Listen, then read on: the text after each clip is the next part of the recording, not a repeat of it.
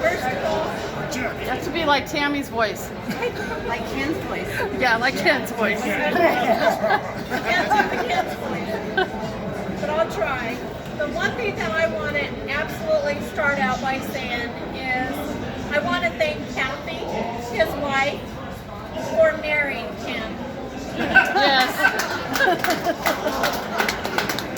Because honest to God, nobody knows except for me, because I've been his supervisor longer than anybody else for, let me see, how many years? Like 72. whatever. And before Kathy came along, I wasn't like Max that got his butt touched. I used to have the boxing gloves on with Ken all the time.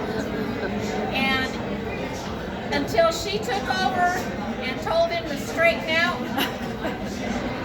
he straightened out. And I just have to say thank you so much, because when you married him, we all seen a drastic change in Ken for the better.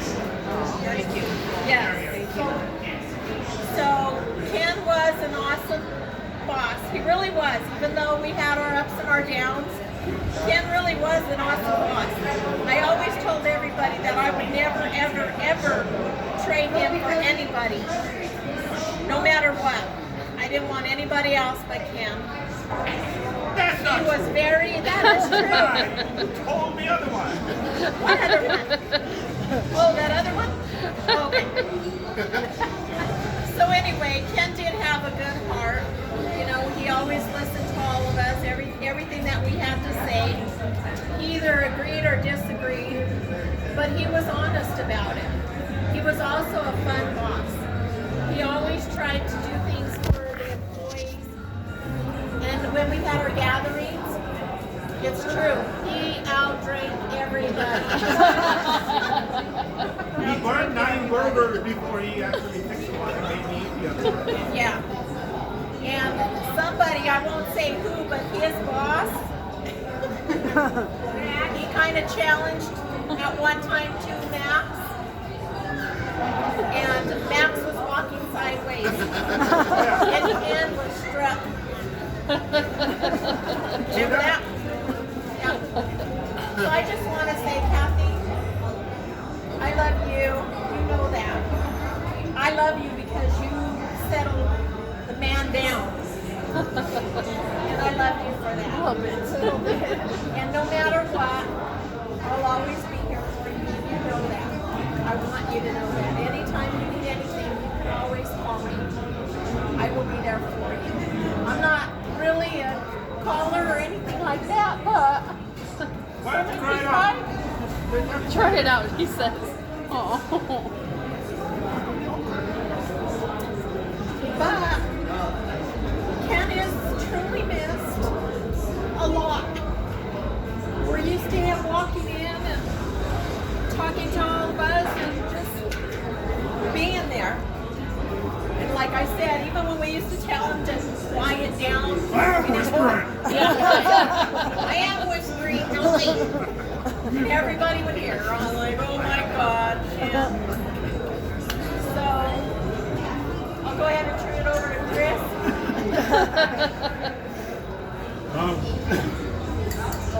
So yeah, Ken, when I first met him, he's his loud character is kind of rough and intimidating, right? Yeah. Especially when you're his employee, you're like, Jesus Christ, who's this loud?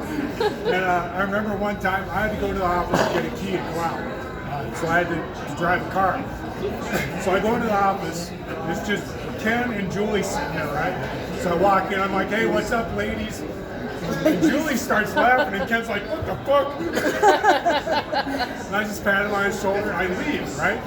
But that kind of started our relationship where I'd always be breaking his balls, you know, because he'd get a little stressed every now and then with the job and everything. But one thing that I used to do with Ken is I would go into his office, and I would tell him a joke, just inappropriate jokes. So I'm going to share one of his favorite jokes with you, and hopefully nobody's offended.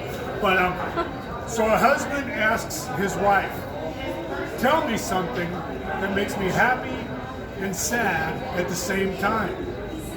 So his wife takes a moment, she thinks about it, then she says, your penis is bigger than your brother's. But anyway, Ken won't be missed because he was my boss. He was my mentor. He loved that joke. He was my boss. He was my mentor, and he was my friend. You know, because we did have like a friendship, supportive relationship, and it was so nice because I've been in the post office for 35 friggin' years, and I can count on one hand the amount of bosses that I've been personal with, and actually can count his friends. So he will be missed. His picture's up behind Julie's desk, and every guy I look at saying, "You mother," because he wasn't supposed to leave, right? But nonetheless, you know, life has a plan, and so you just gotta trust that, believe it. But I adore you guys because you adored him. You know, all of you. So that's, I guess I spend more time with my postal family than my own family. You know, so it is a loss. It's a heartbreaking loss. You know, but anyway.